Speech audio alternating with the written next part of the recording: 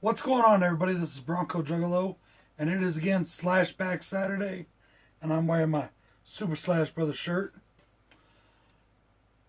Today on the challenge, we are doing Italian slashers. So Giallos count, and I am doing a Giallo film. Today, I am reviewing 1975's Dario Argento film, Deep Red. Now, a lot of people call this Dario Argento's masterpiece. Starring David Hemmings as Marcus Daly and Daria Nicolodi as Gianna Brazy. A jazz pianist and a reporter investigate a series of murders committed all over Rome by a serial killer. As they get closer and closer to the truth, they have to wade through his bloody carnage. Now, you may be asking yourself, why is a jazz pianist doing this? Well, it has something to do with one of his friends that he thinks gets killed. It's a long, weird story, and only an Italian would come up with this storyline. That's for damn sure. Now, the copy that I have is from Blue Underground. It is the expanded edition. It is the English language edition, so from what I've been told, it's not the completely uncut edition.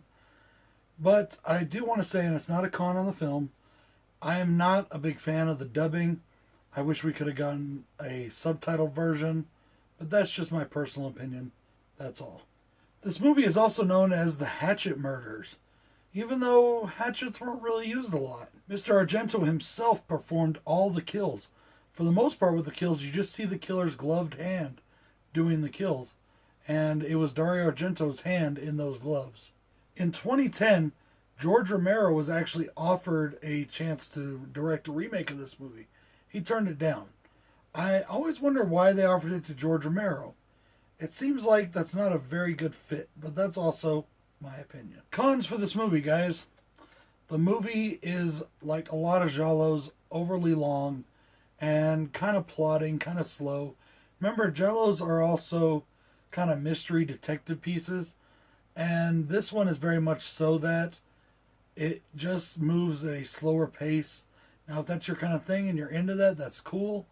If it's something you've never really experienced before with these kind of films, you're kind of like, okay, let's just get on with it here.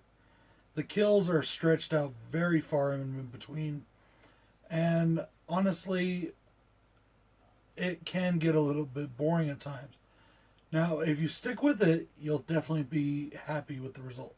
My second con is that the news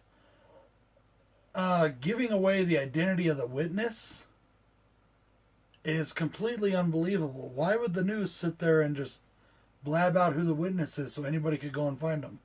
That didn't make any sense. Pros for this film, guys. The very first thing you notice, or at least for me, is the music. Done by the band Goblin. Incredible soundtrack. Love the music. Really, really dig it.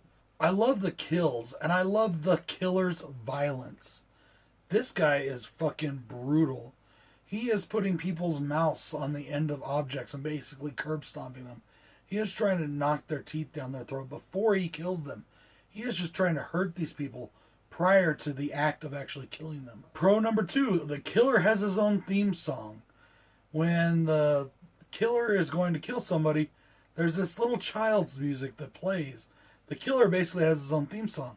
He's like the Batman of killers. I love the mechanical doll. In one of the scenes, this doll just goes charging across the room, and it's really fucking creepy looking. Turns out it's a mechanical doll that's, winded up and it takes off on its own. And it is just really, really creepy looking.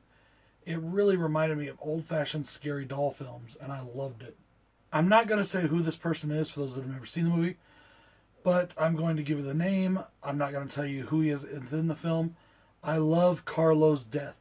For those of you who have seen the film, you'll know exactly what I'm talking about. I love the way he is, let's just say, dragged and then killed, and I just think it's great, and it looks great. I like the twist ending. I like the reveal of the killer. I also really like how they kind of give it a little bit of a red herring right before they reveal the killer. I also love the killer's death. The way the killer dies in this movie is spectacular, and I love it. I want to give a big shout out to their effects team who made these kills amazing. Bloody, gory, really good kills. Absolutely loved it. Guys, I gotta recommend Deep Red. I'm not the biggest Giallo person. I've not seen a lot of them. In fact, I think this is only my second or third Giallo film. I really did enjoy it. I hope you enjoy it too. Check it out, and check out all the other people doing Slashback Saturdays.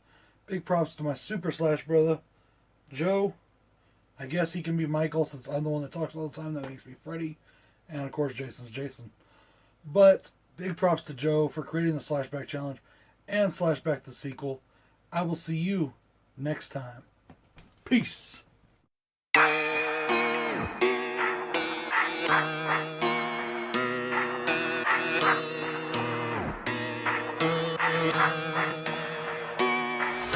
Somebody should have told you I'm the wrong one.